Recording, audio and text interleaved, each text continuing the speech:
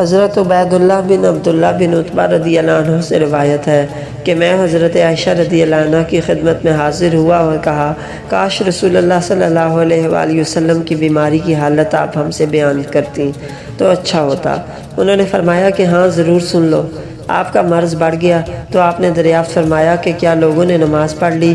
ہم نے عرض کی کہ جی نہیں یا رسول اللہ، لوگ آپ کا انتظار کر رہے ہیں۔ آپ نے فرمایا کہ میرے لیے ایک لگن میں پانی رکھ دو۔ حضرت عائشہ رضی اللہ عنہ نے کہا کہ ہم نے پانی رکھ دیا اور آپ صلی اللہ علیہ وآلہ وسلم نے بیٹھ کر غسل کیا۔ پھر آپ اٹھنے لگے لیکن آپ بے ہوش ہو گئے۔ جب ہوش ہوا تو پھر آپ نے پوچھا کہ کیا لوگوں نے نماز پڑھ لی ہے؟ ہم نے عرض کی کہ نہیں حضور صلی اللہ علیہ وآلہ وسلم، لوگ آپ کا انتظار کر رہے ہیں۔ آپ نے پھر فرمایا کہ لگن میں میرے لیے پانی رکھ دو۔ حضرت عائشہ رضی اللہ عنہ فرماتی ہیں کہ ہم نے پھر پانی رکھ دیا اور آپ نے بیٹھ کر غسل فرمایا۔ پھر اٹھنے کی کوشش کی لیکن دوبارہ پھر آپ بے ہوش ہو گئے۔ جب ہوش ہوا تو آپ نے پھر یہی فرمایا کہ کیا لوگوں نے نماز پڑھ لی ہے؟ ہم نے عرض کی کہ نہیں یا رسول اللہ، لوگ آپ کا انتظار کر رہے ہیں۔ آپ نے پھر فرمایا کہ لگن میں پانی لاؤ اور آپ نے بیٹھ کر غسل کیا۔ پھر اٹھنے کی کوشش کی لیکن پھر آپ بے ہوش ہو گئے۔ پھر جب ہوش ہوا تو آپ نے پوچھا کہ کیا لوگوں نے نماز پڑھ لی ہے؟ ہم نے عرض کی کہ نہیں یا رسول اللہ، وہ آپ کا انتظار کر رہے ہیں۔ لوگ مسجد میں عشاء کی نماز کے لیے بیٹھے ہوئے نبی کریم صلی اللہ علیہ وآلہ وسلم کا انتظار کر رہے تھے۔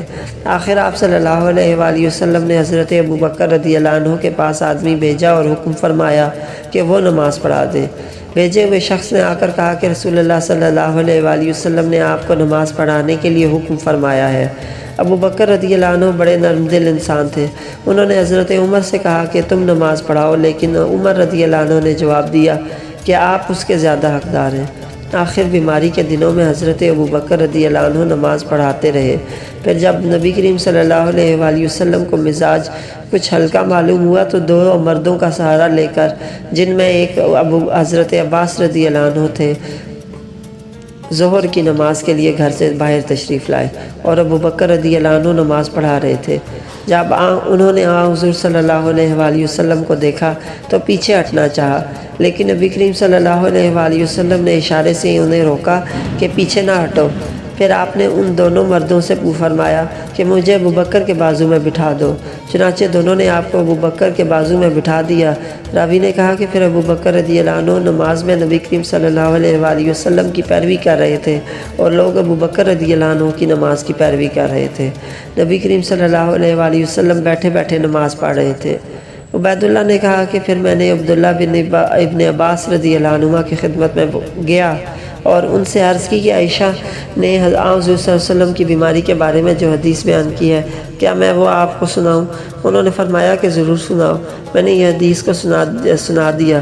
انہوں نے کسی بات کا انکار نہیں کیا، صرف اتنا کہا کہ عائشہ نے ان صاحب کا نام بھی تم کو بتایا جو عباس رضی اللہ عنہ کے ساتھ تھے؟